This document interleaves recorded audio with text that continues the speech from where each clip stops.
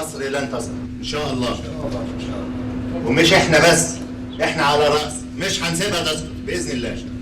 لكن احنا محتاجين لكل الشعب المصري العظيم ده اللي هو مستنينا ان احنا نظبط كل حاجه، مش كده ولا ايه يا سياده الفريق سامي؟ طبعا.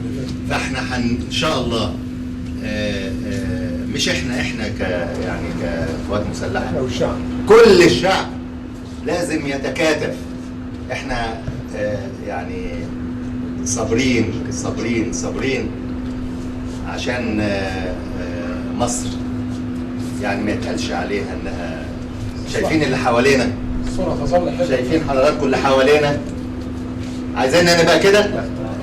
ما هو من الاول كان ممكن نبقى كده، ومفيش حد قال اضرب واحنا قلنا لا، مفيش كلام زي ده.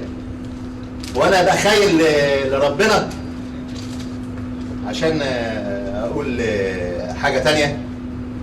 انا راجل صادق وهفضل صادق ومقاتل.